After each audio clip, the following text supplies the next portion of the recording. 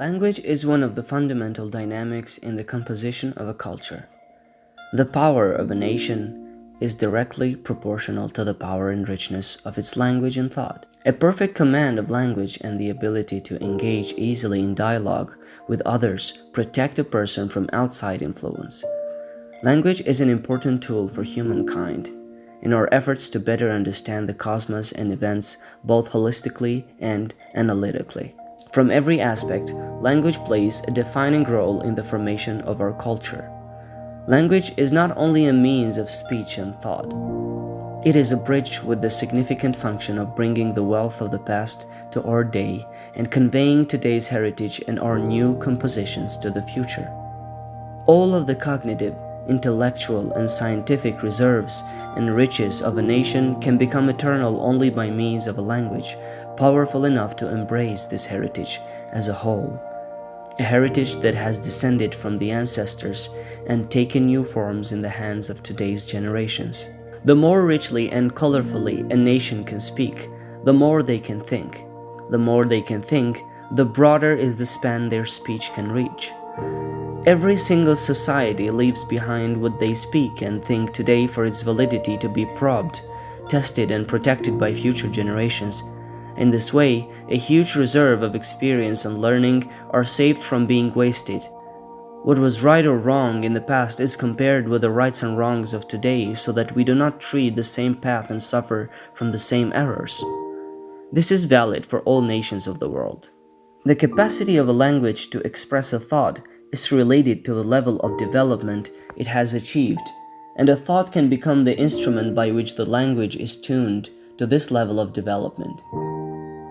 If a language has not developed with its inner dynamics to voice the needs of all times, and therefore the users of that language cannot find the words corresponding to certain concepts, then that language is deprived of the support of thought, and its users are doomed to failure. In a time of industrialization, global commerce, and technological warehouses, no one should stay within the limited span of dictionaries in hand or what they hear and learn from the people around them. Otherwise, they will have to remain silent and merely listen to what others have to say. Such difference to the requirements of the modern age leads to disqualification from participation in contemporary societies. The earnings of yesterday should be conserved as a cultural heritage and utilized today. Historical and social dynamics are threads with which national ideas should be interlaced. By all means, this should be realized while opening up to tomorrow and embracing the modern age. As a matter of fact, yesterday has passed with all its frame of reference. What is more, reaching out to the future at full speed requires much more sustenance than we can draw from our homes, family, and immediate environment, though they may suffice for our practical daily needs. Failure is the inescapable end of the ill-fated and forlorn ones who are far from facing their era with their own language and thought. Just as important as ensuring language and thought survive is making them a property of the masses. Societies which do not think and speak will find others speak and think on their behalf. Logic is in disposal of the tongue in crowds where there is speech without thought.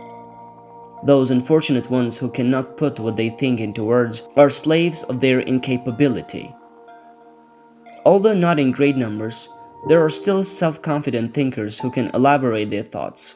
Nevertheless, they too are not free from problems.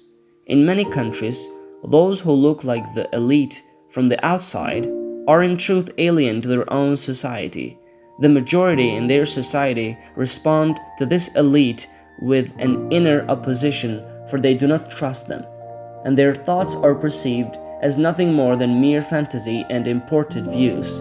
You find the prose of these intellectuals written in their own language but with the mindset of an alien, and when they have to speak they feel the need to switch to the vernacular of their fellow countrymen.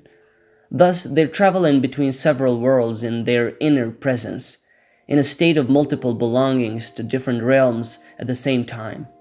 They cannot adjust their hearts to beat in tune with the heart of their society, nor can they reflect the pattern of eloquence and power of expression embedded in their language.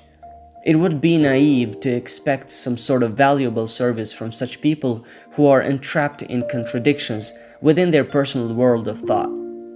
For a language truly to become the medium of communication, the overwhelming majority of a society must be able to express themselves in it with full command and reflecting its true nature. Expressions in a complicated way like loading the real intention to diverse allusions or signs and relaying every subject in the form of detailed interpretations are obviously not the most agreeable types of presentation. Language is a phenomenon the worth of which lies intrinsically in itself, like other sciences, and perhaps its importance is even of a greater magnitude. Thus, any society should conceive of its language as a field of knowledge, and the interest of the masses must be drawn to it as a pleasurable topic. This is possible only by way of a long list of tasks to do with language, a successful compilation of every single word, a careful study of manuscripts, a deep analysis of the methodology and stylistics of derivative forms in harmony with the peculiar nature of a language, to make widely known and used those words and idioms that have been in use over many centuries, firmly settled with all their nuances and with their specific meanings revealed best in that language. It is of a paramount importance for a nation to be respectful towards all these components of preserving a language. If all these can be achieved, then a language can stand on its own principles and rules, as rich, soft, and amiable as a language can be. A language can become the lingua franca of an age while maintaining its inherent logic. It will be in use delightfully and will be transferred from one generation to the next. Although this expectation does not seem theoretically or logically exaggerated, it is not easy to realize it. There will be challenges while putting it into practice. Something being logical might not always mean the same thing as the logic of its development, transformation, and maturation. The unfolding of events may follow a different path. In the case of constant change, the logic of development must be given priority above absolute logic. The reins controlling it must be loosed a little, and space for maneuver must be enlarged. If not, language and thought, both living phenomena, will become stagnant, as solidified as rock, and will lose their soul. Language has a determining influence on the national thought and worldview and their logical intellectual structure. Language has to be in its prime to go beyond historical value and respond positively to every favorable development. Nations that can manage to develop their language and make it accommodating, while at the same time staying faithful to the roots of it, are the most communicative societies that are also most dynamic in thought. The relationship between language and thought comprises cognitive and intellectual reflections on existence and events, transforming these reflections into sources of information and becoming productive while forming links between the cosmos and our knowledge. The future prospects of a nation are very much dependent on evaluating these relationships.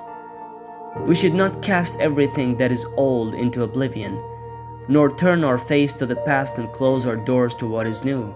Let us embrace the past with the utmost sincerity and at the same time salute the coming days with their open, new developments and transformations. Let us not cause any conflict between language and thought, between our past that is filled with exalted memories and our future that we strive so hard for. Let us not sacrifice one for the other. The roots that make up the national spirit should be determined with the help of research. While relying firmly on those roots, a society should endeavor to go beyond them. Our hearts should beat connected to our essential dynamics of our spiritual heritage, and our eyes should be fixed beyond the horizon. We should aim to live and flourish with an insatiable thing for opening out. This is how it can be possible to make future generations survive.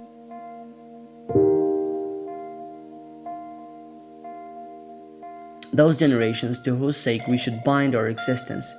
It must be those selfless men and women who are devoted to making other lives and expect nothing in return, who cherish this life best with its all possible dimensions.